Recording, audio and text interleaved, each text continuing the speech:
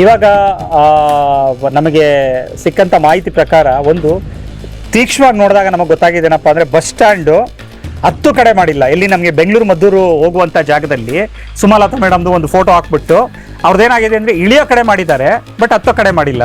So ಇಳಿಯೋ ಕಡೆಗೆ bus stand ಅವಶ್ಯಕತೆ ಇಲ್ಲ. 10 ಕಡೆಗೆ ದಿನ ಬೆಳಗ್ಗೆ ಹೊತ್ತು, ಮಧ್ಯಾಹ್ನದ ಹೊತ್ತು, ಸಂಜೆ ಹೊತ್ತೆಲ್ಲ ತುಂಬ ಜನ ನಿಂತ್ಕೊಳ್ತಾ ಇರ್ತಾರೆ. ಸೊ ಅದಕ್ಕೆ ಅದನ್ನು ನಾನು ತುಂಬ ಅಬ್ಸರ್ವ್ ಮಾಡಿದ್ದೀನಿ. ಬಟ್ ಅದನ್ನು ಏನು ಮಾಡಬೇಕು? ನಾಲ್ವಡಿ ಕೃಷ್ಣರಾಜ ಅವ್ರ ಬಗ್ಗೆ ನಿಮಗೆ ಅಭಿಮಾನ ಇದೆಯಾ? ಅವ್ರ ಬಗ್ಗೆ ಏನಾರು ತಿಳ್ಕೊಂಡಿದ್ದೀರಾ ಸರ್? ಅವ್ರ ಬಗ್ಗೆ ಯಾರಿಗೂ ಗೊತ್ತಿಲ್ಲ ಸರ್. ಮನೆಗೆ ನಮಗೆಲ್ಲ ನಾವೆಲ್ಲ ಇವತ್ತು ಊಟ ಮಾಡ್ತಿದ್ದೀವಿ, ಮಂಡ್ಯದಲ್ಲಿ ಇದ್ದೀವಿ ಅಂದರೆ ಅದಕ್ಕೆ ಕಾರಣಕರ್ತರೆ ಅವರು ಅವತ್ತು ಮಹಾರಾಣಿಯವ್ರದ್ದು ಒಡವೆನೆಲ್ಲ ಇಟ್ಟು ಅವತ್ತು ಕನ್ನಂಬಾಡಿ ಕಟ್ಟಲಿಲ್ಲ ಅಂತಿದ್ದರೆ ನಾವ್ಯಾರು ಇವತ್ತು ಇಷ್ಟು ಸಮೃದ್ಧವಾಗಿ ಬದುಕು ಕಾಯ್ತಾ ಇರಲಿಲ್ಲ. ಮಳವಳ್ಳಿ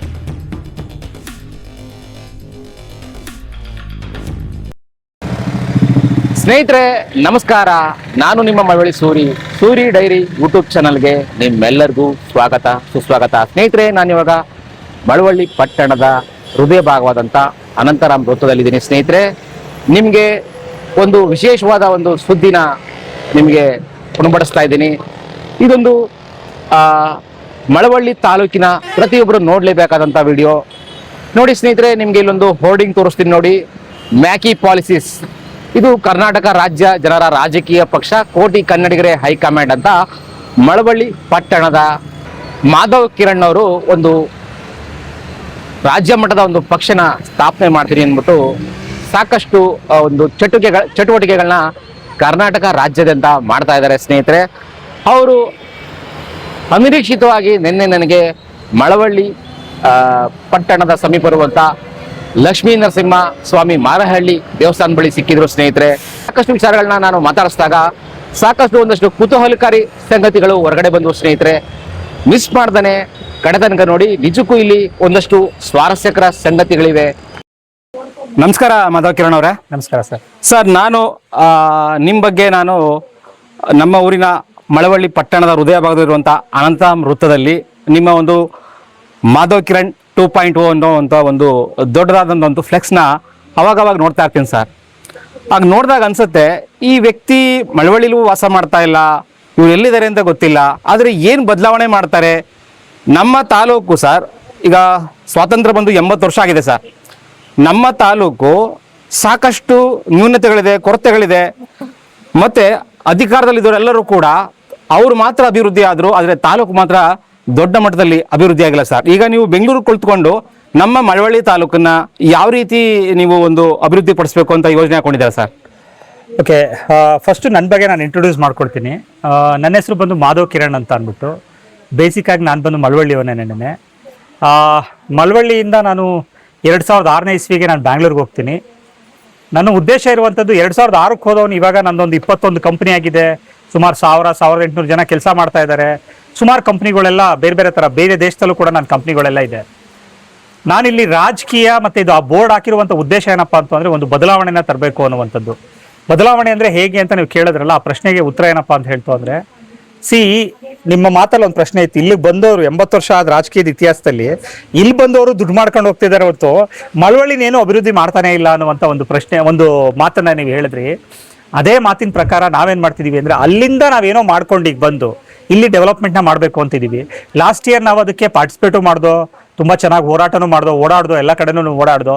ಬಟ್ ನಮಗೆ ಸಿಕ್ಕಂಥ ರಿಸಲ್ಟ್ ತುಂಬ ಕಡಿಮೆ, 149 ವೋಟ್ ಅಷ್ಟೇ ಬಂದಿತ್ತು. ಅದಾದ ನಂತರ ನಾವು ತೀರ್ಮಾನ ಮಾಡಿದ್ದೇನಪ್ಪ ಅಂದರೆ, ಇಲ್ಲ, ನಾವೇನಾದರೂ ಒಂದು ಕೆಲಸನ ಮಾಡೋಣ, ಮಳವಳ್ಳಿಗೆ ನಾವು ಒಂದು ದೊಡ್ಡ ಬದಲಾವಣೆನ ತಂದು ಅದಾದ ನಂತರ ನಾವು ಮಾತಾಡೋಣ ಅಂತ.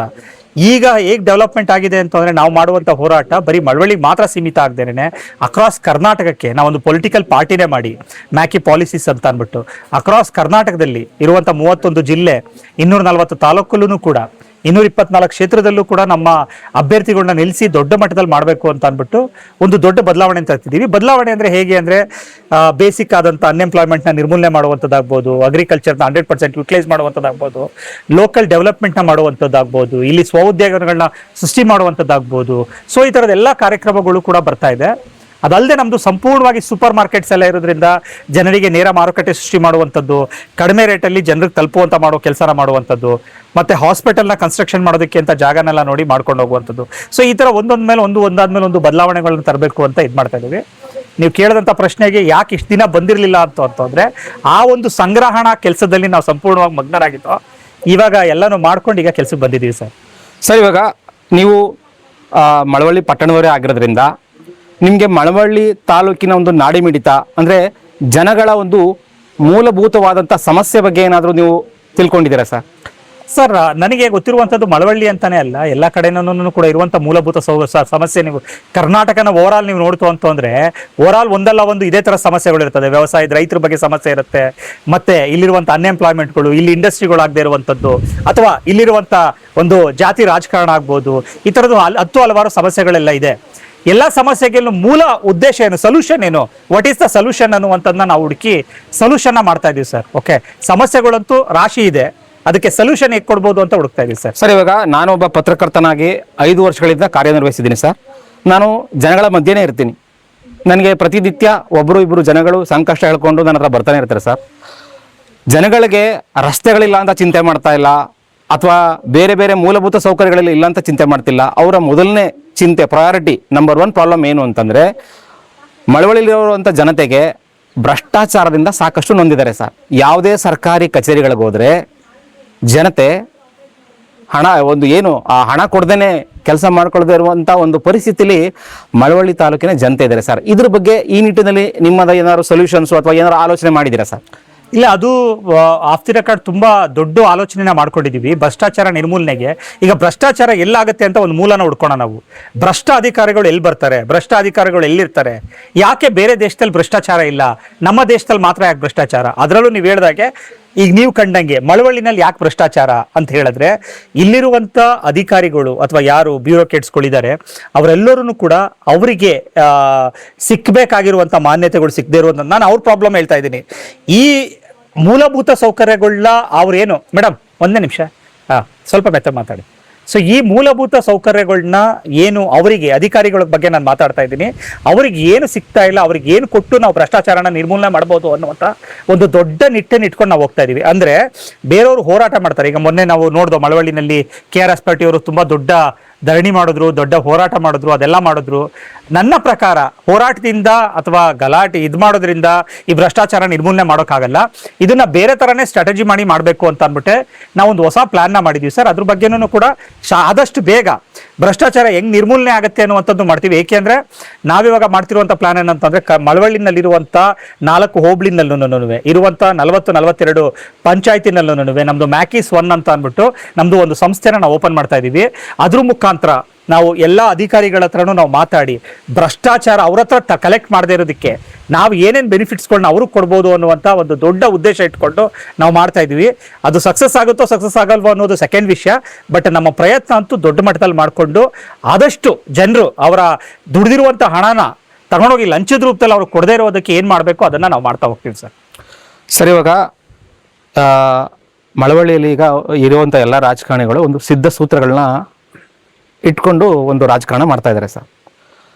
ಇವಾಗ ಆಲ್ಮೋಸ್ಟ್ ಇವಾಗ ಏನಂತಂದರೆ, ಇವಾಗ ಇರುವಂಥ ಹಾಲಿ ಶಾಸಕರು ಇರ್ಬೋದು, ಮಾಜಿ ಶಾಸಕರು ಇರ್ಬೋದು, ಅವರೆಲ್ಲರೂ ತಮ್ಮ ಬದುಕಿನ ಒಂದು ಸಂಧ್ಯಾ ಕಾಲದಲ್ಲಿದ್ದಾರೆ.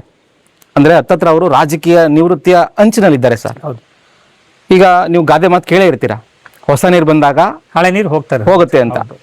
ಆದರೆ ಆ ರೀತಿ ಮಾಡಬೇಕು ಅಂದರೂ ಕೂಡ ಸರ್, ಜನಗಳ ಮಧ್ಯೆ ಬಂದು ಬೆರೆಯುವಂಥದ್ದು ನಾನು ಈ ಕ್ಷೇತ್ರದಲ್ಲಿ ನೋಡೇ ಇಲ್ಲ. ಹೌದು. ಜನಗಳ ಮಧ್ಯೆ ಬಂದು ಒಂದು ಹೊಸ ಮುಖ ಬೆರೆಯುವಂಥದ್ದನ್ನು ನಾನು ತುಂಬ ಕಡಿಮೆ ನೋಡ್ತಾ ಇದ್ದೀನಿ.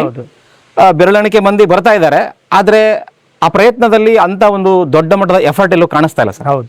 ಇದ್ರ ಬಗ್ಗೆ ಏನು ಹೇಳ್ತೀರಾ ಸರ್? ಖಂಡಿತ ಇದು ಒಂದು ಇಲ್ಲಿ ನಾನು ಜಾತಿ ತರಲ್ಲ, ಬಟ್ ಇಲ್ಲಿರುವಂಥ ಒಂದು ಏನು ರಿಸರ್ವ್ ಕಾನ್ಸ್ಟಿಟ್ಯೂನ್ಸಿ ಅಂತ ಅನ್ನುವಂಥ ಇದಿರ್ಬೋದು, ಅದರಿಂದ ಹೊಸ ಮುಖಗಳು ಬರದೇ ಇರುವಂಥದ್ದು ಇರ್ಬೋದು, ಅಥವಾ ಅವ್ರಿಗೆ ಧೈರ್ಯ ಇಲ್ಲದೆ ಇರುವಂಥದ್ದು ಇರ್ಬೋದು, ಅಥವಾ ಇನ್ನೂ ದೊಡ್ಡದಾಗಿ ಹೇಳಬೇಕು ಅಂತಂದರೆ ನಾವೇ ಉಳ್ಕೊಳ್ಬೇಕು, ನಮ್ಮ ವಂಶಸ್ಥರೇ ಬೆಳ್ಕೊಂಡು ಹೋಗ್ಬೇಕು, ಅಥವಾ ನಮ್ಮವರೇ ಬೆಳಿಬೇಕು, ನಾವು ಹೇಳ್ದವರೇ ನಿಂತ್ಕೋಬೇಕು ಅನ್ನುವಂಥ ಒಂದು ಒಳ ರಾಜಕೀಯನೂ ಇರ್ಬೋದು. ಇದ್ರ ಮುಖಾಂತರ ಹೊಸ ಮುಖಗಳನ್ನ ಬರ್ಲಿಕ್ಕೆ ಬಿಡಲ್ಲ. ನೀವು ನೋಡಿರ್ಬೋದು, ಹೊಸ ಮುಖಗಳು ತುಂಬ ಬರ್ತವೆ, 2 ದಿನ 3 ದಿನ ಓಡಾಡ್ತವೆ, ಮತ್ತೆ ಅದು ಕಾಣಿಸ್ದೇ ಇರುವಂಗೆ ಹೊಟ್ಟೋಗ್ತವೆ. ಸೊ ಅದ್ರಲ್ಲಿ ನಾನು ಒಬ್ಬ ಆಗಿದ್ದೆ. ಓಕೆ, ಆನೆಸ್ಟ್ಲಿ ಹೇಳಬೇಕು ಅಂದರೆ 2016ರಲ್ಲಿ ನಾನು ಮಳವಳ್ಳಿಗೆ ಫಸ್ಟ್ ಟೈಮ್ ಬಂದು ನಾನು ಹೋರಾಟಗಳನ್ನ ಶುರು ಮಾಡಿದಾಗ ನಮಗೂ ಕೂಡ ಆ ಥರದ ಅವಮಾನಗಳು ಅಪಮಾನಗಳು ಎಲ್ಲನೂ ಕೂಡ ಆಯಿತು. ಆದರೆ ಅದನ್ನೆಲ್ಲನೂ ಮೆಟ್ಟಿ ಅದೆಲ್ಲದಕ್ಕಿಂತ ದೊಡ್ಡದೇನಪ್ಪ ಅಂದರೆ ಜನಸೇವೆ ಮಾಡುವಂಥದ್ದು ದೊಡ್ಡ ಕೆಲಸ. ಅದನ್ನು ಮಾಡಿದಾಗ ಅದು ಬೇರೆ ಥರನೇ ಆಗುತ್ತೆ ಅನ್ನುವಂಥ ಒಂದು ದೃಷ್ಟಿಕೋನ ಇಟ್ಕೊಂಡು ಮಾಡ್ತಾ ಇದ್ದೀವಿ. ಸೊ ಇನ್ನು ಮುಂದೆ ಒಬ್ಬ ವ್ಯಕ್ತಿನ ನೋಡ್ತೀರಾ ಸರ್, ನಿರಂತರವಾಗಿ ನೋಡ್ತೀರಾ ಸರ್? ಸರ್, ಇವಾಗ ನಮ್ಮ ಒಂದು ಮಳವಳ್ಳಿಯ ಮೀಸಲು ವಿಧಾನಸಭಾ ಕ್ಷೇತ್ರಕ್ಕೆ ಸರ್ ಏನಾದರೂ ಯೋಜನೆಗಳು ಹಾಕ್ಕೊಂಡಿದ್ದೀರಾ? ಅಂದರೆ ಇದುವರೆಗೂ ಬೇರೆ ರಾಜಕಾರಣಿಗಳು ಮಾಡದೇ ಇರುವಂಥ ಯಾವ್ದಾದ್ರು ಒಂದು ವಿಶೇಷವಾದಂಥ ಒಂದು ಯೋಜನೆಗಳನ್ನ ಹಾಕ್ಕೊಂಡಿದ್ದೀರಾ? ತುಂಬಾ ಯೋಜನೆ ಇದೆ ಸರ್. ಇಲ್ಲಿಗೆ ನಾವು ಇವಾಗ ಮೊದಲನೇದು ಹಾಸ್ಪಿಟಲ್ಸ್ ತರ್ತಾ ಇದ್ದೀವಿ, ಸೂಪರ್ ಮಾರ್ಕೆಟ್ಸ್ಗಳು ತರ್ತಾ ಇದ್ದೀವಿ, ಎಂಪ್ಲಾಯ್ಮೆಂಟ್ಗಳು ಕ್ರಿಯೇಟ್ ಮಾಡ್ತಾ ಇದ್ದೀವಿ, ಇಂಡಸ್ಟ್ರೀಸ್ ತರಿಸ್ತಾ ಇದ್ದೀವಿ, ಮತ್ತೆ ಮೂಲಭೂತ ದೇವಸ್ಥಾನಗಳನ್ನೆಲ್ಲ ಕಟ್ಟೋಕೆ ಇವತ್ತು ನಾವು ಬಂದಿರೋದು ಅದಕ್ಕೋಸ್ಕರನೇ. ರಾಘವೇಂದ್ರ ಸ್ವಾಮಿ ಮಠನ ಇವಾಗ ನಾವು ಮಳವಳ್ಳಿನಲ್ಲಿ ಮಾಡ್ತಾ ಹೋಗ್ತಾ ಇದ್ದೀವಿ. ಸೊ ಇಲ್ಲಿರುವಂಥ ಅನ್ಎಂಪ್ಲಾಯ್ಮೆಂಟ್ನ ನಿರ್ಮೂಲನೆ ಮಾಡ್ತೀವಿ. ನೆಕ್ಸ್ಟ್ ಇಯರ್ ಅಷ್ಟೊತ್ತಿಗೆ ಶೇಕಡವಾರು ಏನಿಲ್ಲ ಅಂತಂದ್ರೂ ಒಂದು 5,000 to 6,000 ಜನಕ್ಕೆ ಎಂಪ್ಲಾಯ್ಮೆಂಟ್ ಕೊಡುವಂಥ ಒಂದು ದೊಡ್ಡ ಯೋಜನೆನ ಇಟ್ಕೊಂಡು ನಾವು ಮಾಡ್ತಾ ಇದ್ದೀವಿ. ಅದನ್ನು ನಾವು ಕೊಡ್ತೀವಿ ಕೂಡ. ಅದಲ್ಲದೆ ಈಗ ನಮ್ಮದು ಡಿಪಾರ್ಟ್ಮೆಂಟ್ಸ್ ಎಲ್ಲ ಬಂದಿದೆ. ನಮ್ಮದು ರಿಯಲ್ ಎಸ್ಟೇಟ್ ಕಂಪ್ನಿ ಇರೋದ್ರಿಂದ ರಿಯಲ್ ಎಸ್ಟೇಟ್ ಕಂಪ್ನಿ ಮುಖಾಂತರ ಮೂಲಭೂತ ಸೌಕರ್ಯಗಳಾದಂಥ ರೋಡ್ಗಳು, ಚರಂಡಿಗಳಾಗ್ಬೋದು, ಅಥವಾ ಪಾರ್ಕ್ನ ಮೇಂಟೈನ್ ಮಾಡುವಂಥದ್ದಾಗ್ಬೋದು, ರೋಡ್ನ ನೀಟಾಗಿ ಮೇಂಟೈನ್ ಮಾಡುವಂಥದ್ದಾಗ್ಬೋದು. ಸೊ ಈ ಥರದ್ದೆಲ್ಲ 10 ಹಲವಾರು ಕಾರ್ಯಕ್ರಮಗಳನ್ನೆಲ್ಲನೂ ನಾವು ಇಟ್ಕೊಂಡಿದ್ದೀವಿ. ಸರ್, ಇವಾಗ ನೀವು ಮಳವಳ್ಳಿಗೆ ಸಾಕಷ್ಟು ಸತಿ ಬರ್ತಾ ಇರ್ತೀರಾ, ಹೋಗ್ತಾ ಇರ್ತೀರಾ. ನಮ್ಮ ಮಳವಳ್ಳಿ ಪಟ್ಟಣದಲ್ಲಿ ಏನಾದ್ರೂ ನಿಮ್ಮ ಕಣ್ಣಿಗೆ ಕಾಣುವಂಥ ಏನಾದ್ರು ಒಂದು ನ್ಯೂನತೆನ ಸೂಕ್ಷ್ಮವಾಗಿ ಏನಾದ್ರು ಅಬ್ಸರ್ವ್ ಮಾಡಿದ್ದೀರಾ ಸರ್ ಯಾವಾಗಲಾರು? ಇಲ್ಲ, ತುಂಬ ನ್ಯೂನತೆಗಳನ್ನ ನಾವು ಅಬ್ಸರ್ವ್ ಮಾಡಿದ್ದೀವಿ. ಅದರಲ್ಲಿ ಒಂದೇನಪ್ಪ ಅಂತ ಹೇಳ್ತು ಅಂತಂದರೆ, ಇವಾಗ ನಡೆದಂಥ ಒಂದು ನಿಮಿಷ ಓಕೆ, ಇವಾಗ ನಮಗೆ ಸಿಕ್ಕಂಥ ಮಾಹಿತಿ ಪ್ರಕಾರ ಒಂದು ತೀಕ್ಷ್ಣವಾಗಿ ನೋಡಿದಾಗ ನಮಗೆ ಗೊತ್ತಾಗಿದ್ದೇನಪ್ಪ ಅಂದರೆ, ಬಸ್ ಸ್ಟ್ಯಾಂಡು 10 ಕಡೆ ಮಾಡಿಲ್ಲ. ಎಲ್ಲಿ ನಮಗೆ ಬೆಂಗಳೂರು ಮದ್ದೂರು ಹೋಗುವಂಥ ಜಾಗದಲ್ಲಿ ಸುಮಲತಾ ಮೇಡಮ್ದು ಒಂದು ಫೋಟೋ ಹಾಕ್ಬಿಟ್ಟು ಅವ್ರದ್ದೇನಾಗಿದೆ ಅಂದರೆ ಇಳಿಯೋ ಕಡೆ ಮಾಡಿದ್ದಾರೆ, ಬಟ್ 10 ಕಡೆ ಮಾಡಿಲ್ಲ. ಸೊ ಇಳಿಯೋ ಕಡೆಗೆ ಬಸ್ ಸ್ಟ್ಯಾಂಡ್ ಅವಶ್ಯಕತೆ ಇಲ್ಲ. 10 ಕಡೆಗೆ ದಿನ ಬೆಳಗ್ಗೆ ಹೊತ್ತು, ಮಧ್ಯಾಹ್ನದ ಹೊತ್ತು, ಸಂಜೆ ಹೊತ್ತೆಲ್ಲ ತುಂಬ ಜನ ನಿಂತ್ಕೊಳ್ತಾ ಇರ್ತಾರೆ. ಸೊ ಅದನ್ನು ನಾನು ತುಂಬ ಅಬ್ಸರ್ವ್ ಮಾಡಿದ್ದೀನಿ. ಬಟ್ ಅದನ್ನು ಏನು ಮಾಡಬೇಕು, ಹೇಗೆ ಮಾಡಬೇಕು ಅಂತ ನನಗೆ ಅರ್ಥ ಆಗ್ತಾ ಇಲ್ಲ. ಬಟ್ ಎಲ್ಲರೂ ಸಹಾಯ ಮಾಡ್ತು ಅಂದರೆ, ನಮಗೊಂದು ಅವಕಾಶ ಕೊಡ್ತು ಅಂದರೆ, ಅಟ್ಲೀಸ್ಟ್ ಸಂಪೂರ್ಣವಾಗಿ ಕಟ್ಟಡ ಕಟ್ಟೋಕ್ಕಾಗಲಿಲ್ಲ ಅಂತಂದ್ರು ನಾವೊಂದು ಶೆಲ್ಟರ್ ತರೋಣ, ಒಂದು ಜರ್ಮನ್ ಟೆಂಟ್ ತರೋಣ, ಏನೋ ಒಂದು ಹಾಕಿ ನಾವು ನಿಮಗೆ ಅದನ್ನು ಆ ಜನಕ್ಕೆ ಅನುಕೂಲ ಆಗುವಾಗೆ ನಾವು ಮಾಡ್ಕೊಳ್ಳೋದಕ್ಕೆ ಅನುಕೂಲ ಆಗುತ್ತೆ. ಅದನ್ನು ಮಾಡಿಕೊಟ್ಟಾಗ ಪ್ರಾಯಶಃ ಜನಗಳು ಆ ನೆರಳು ಕೆಳಗಡೆ ಮಳೆ ಬಂದರೆ ಅಥವಾ ಬಿಸಿಲು ಬಂದರೆ ಅದ್ರ ಕೆಳಗಡೆ ನಿಂತ್ಕೊಳ್ಳುವಂಥ ಒಂದು ಅನುಕೂಲ ಆಗುತ್ತೆ ಅಂತ ನನಗೊಂದು ಅಬ್ಸರ್ವ್ ಆಗಿದೆ. ನಮಸ್ಕಾರ. ಸೊ ನಾವು ಮಳವಳ್ಳಿನಲ್ಲಿ ಪಟ್ಟಲಂದಮ್ಮನ ದೇವಸ್ಥಾನದ ಪಕ್ಕ ಇರುವಂಥ ಐಲ್ಯಾಂಡ್ ಪಾರ್ಕ್ ಹತ್ರ ಹೋಗಿ, ಅಲ್ಲಿ ನಾಲ್ವಡಿ ಕೃಷ್ಣರಾಜ ಒಡೆಯರ್ ಅವರ ಹೆಸರಿಲ್ಲ ಮತ್ತು ಆ ಪಾರ್ಕ್ ಮೇಂಟೆನೆನ್ಸ್ ಇಲ್ಲ ಅನ್ನುವಂಥದ್ದನ್ನು ಇಲ್ಲಿ ಕಾವೇರಿ ನಿಗಮದಲ್ಲಿ ಏನು ನಮ್ಮ ಕಚೇರಿ ಇದೆ, ನಮ್ಮ ತಳಗೋದಿನಲ್ಲಿದೆ, ಅಲ್ಲಿಗೆ ಕಾಗೇಪುರದ ಹತ್ರ ಬಂದು ಇಲ್ಲಿ ನಾವು ಇಂಜಿನಿಯರ್ ಸಾಹೇಬ್ರ ಹತ್ರ ಮಾತಾಡೋದು, ಎ ಹತ್ರ ಮಾತಾಡೋದು. ಬಟ್ ನಮಗೆ ಬಾಬು ಕೃಷ್ಣ ಸರ್ ಅನ್ನೋರು ಸಿಕ್ಕಿಲ್ಲ. ಅವರು ಚೀಫ್ ಇಂಜಿನಿಯರ್ ಸಿಗದೇ ಇರೋದ್ರಿಂದ ಎ ಹತ್ರ ಮಾತಾಡಿಕೊಂಡು ನಾವು ಹೋಗ್ತಾ ಇದ್ದೀವಿ. ನಾಳೆ ಬೆಳಗ್ಗೆ ಅವ್ರಿಗೆ ಮಾತಾಡ್ಬಿಟ್ಟು ನಾವೆಲ್ಲ ಕನ್ವಿನ್ಸ್ ಮಾಡಿಟ್ಟಿದ್ದೀವಿ, ಅವ್ರಿಗೆ ಹೇಳಿದ್ದೀವಿ ಮೇಂಟೈನ್ ಮಾಡ್ಕೊಂಡು ಹೋಗ್ತೀವಿ ಅಂತ. ಸೊ ಖಂಡಿತವಾಗ್ಲೂ ಅದನ್ನು ಈ ಪಾರ್ಕ್ನ ಏನು ಬೋರ್ಡ್ ಹಾಕೋದ್ರ ಜೊತೆಗೆ ರೋಡ್ ಸೈಡಲ್ಲಿ ಏನು ಪೋರ್ಷನ್ ಬರುತ್ತೆ ಅದನ್ನೆಲ್ಲನೂ ಮೇಂಟೈನ್ ಮಾಡಬೇಕು ಅಂದ್ಕೊಂಡಿದ್ದೀವಿ. ಥ್ಯಾಂಕ್ ಯು ಸುರೇಶ್ ಸರ್, ನೀವು ನೀವು ತಂದಿದ್ದಕ್ಕೆ ಈ ಕಾರ್ಯಕ್ರಮ ಆಯಿತು. ಇದು ಬರೀ ಇಲ್ಲಿಗೆ ನಿಂತ್ಕೋಬಾರ್ದು. ನಾಳೆ ನಾವು ಬೋರ್ಡ್ ಹಾಕೋದು ಮತ್ತು ಮೇಂಟೈನ್ ಮಾಡೋ ಕೆಲಸನೂ ಕೂಡ ನಿಮ್ಮ ಜೊತೆಯಲ್ಲೇ ನಿಂತ್ಕೊಂಡು ಅದನ್ನು ಮಾಡಿ ನಾವು ಮುಗಿಸ್ಕೊಡ್ತೀವಿ. ನಿಮ್ಮ 10-15 ಪ್ರೋಗ್ರಾಮ್ಗಳಿಗೆ ಇವತ್ತು ಒಂದು ಮುಕ್ತಿ ಸಿಕ್ಕುತ್ತೆ ಅಂತ ನಾನು ಹೇಳ್ತೀನಿ ಸರ್. ಓಕೆ ಸರ್, ಧನ್ಯವಾದ. Thank you.